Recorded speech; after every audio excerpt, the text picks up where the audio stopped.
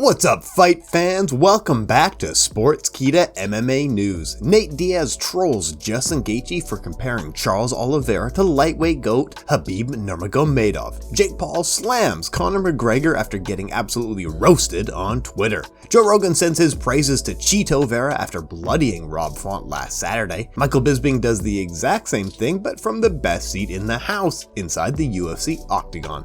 And Khamzat Chimaev talks about snubbing Mike Tyson's invitation to hotboxing. All this and more on today's edition of Sportskeeda MMA News. If you see any of your favorite fighters mentioned in today's video, make sure to blast that like button.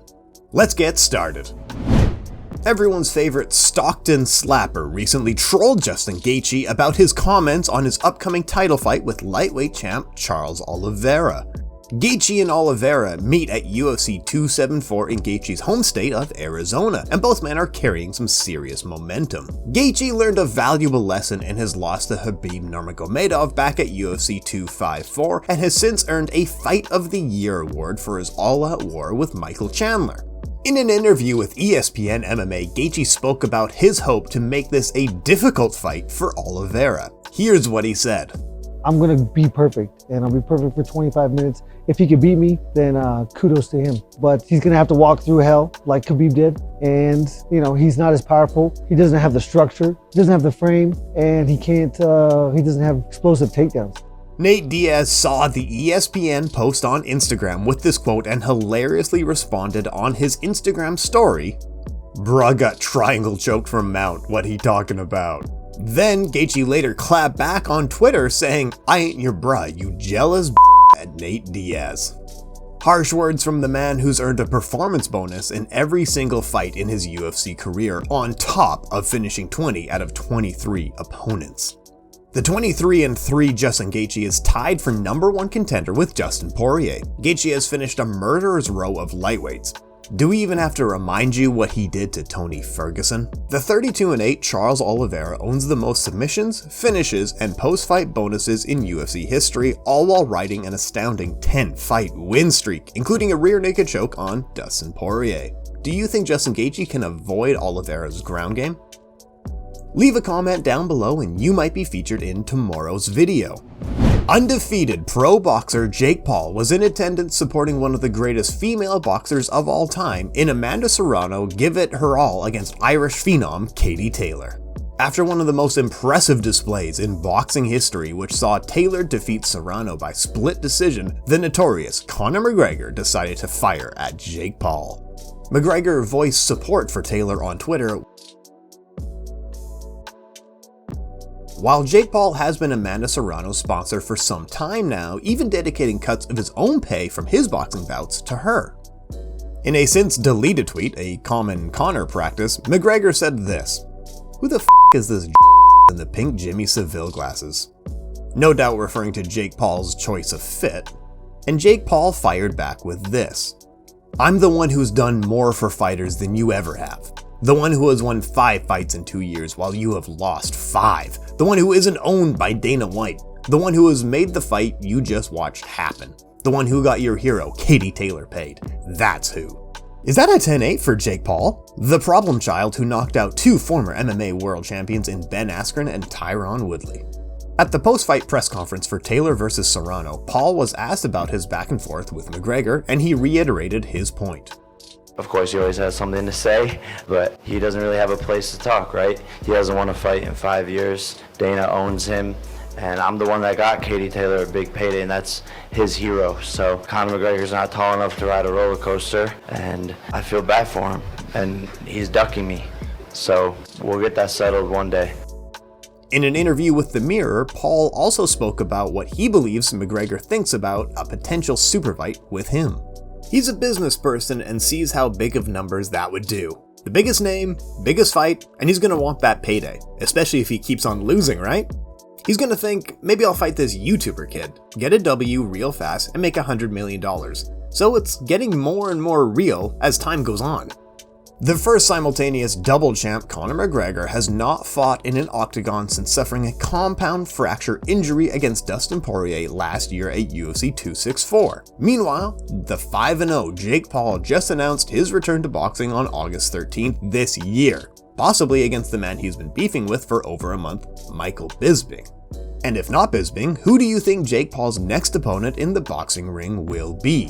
UFC veteran commentator and iconic podcaster Joe Rogan sung his praises for Ecuador's own Marlon Chito Vera, the man who completely rearranged Rob Font's face just 2 days ago. Here's Joe Rogan's kind message on Twitter. Huge congratulations to Chito Vera on a gigantic win last night. It's so inspiring watching his hard work pay off. Every time he's in there, he looks better, and last night was a real career highlight. The 19-7 Chito Vera will most likely break into the bantamweight top 5 come tomorrow, and his bloody beating of Font extends his winning streak to 3 after turning Frankie Edgar into an NFT back at UFC 268. In fact, his performance was so well received it even prompted a response from former champion Petr Yan, who said this on Twitter: "Not a bad performance tonight, Chito Vera. We may share the octagon one day." And Chito agreed. Anytime, come get some. Now that Vera has cracked the top of the division, something he's promised to his beloved country of Ecuador, along with capturing UFC gold, fans are calling for a main event against the number 4 contender Corey Sandhagen. If Chito Vera were to rematch Sean O'Malley right now, how do you see that fight ending? We're not done with Chito Vera just yet. Former UFC middleweight champion Michael Bisping was one of the main commentators alongside Dominic Cruz and veteran voice Jon Anik for Saturday's card, and he got to chat it up with Chito at Octagon side. Bisping entered the Octagon after the barn burner main event and reflected on Chito's toughness, despite Rob Font outstriking him on the feet. He also acknowledged the fact that Chito had Font dead to rights a few times throughout the fight but did not capitalize towards a finish. Here's what Bisping had to say. Rob got off to a great start. Round 2, as we just discussed, right at the end, Rob was connecting with a lot of shots, but the left hook dropped him, landed a couple of good elbows. That brought Chito back into the fight. Round 3, again, volume from Rob Font for the first half of the round. Second half of the round, Chito kind of comes back into it, lands a hook kick, drops him, has him in all kinds of trouble. At one point, Rob's on the floor, Chito's just on top of him, doesn't follow him down. I think Chito, he missed an opportunity there. I think I speak for everyone here when I say Chito missed more than just one opportunity there. Do you agree with Michael Bisping? While you're still here, subscribe to Sportskeeda MMA and hit that bell. And last but not least, the UFC's cash cow Khamzat Chimaev recently explained his lack of desire to go on Mike Tyson's super popular Hotboxing podcast.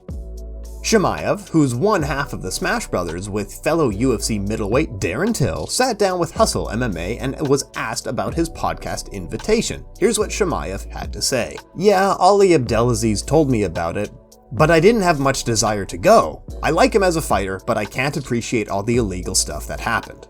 Much like Tyson, Chimaev has destroyed most of his UFC opposition with swift and decisive ease, until he ran into a massive underdog and was brought to his limits and knees. Although the difference being that Chimaev didn't get knocked out. Chimaev also spoke about another difference between he and the man who's knocked out 44 of his 58 opponents in heavyweight boxing.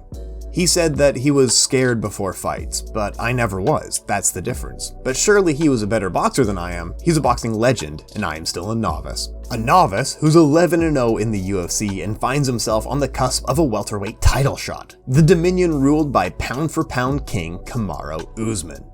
Iron Mike Tyson was the lineal heavyweight champion from 1987 to 1990, disposing of world-class talent like Larry Holmes and Michael Spinks in devastating fashion.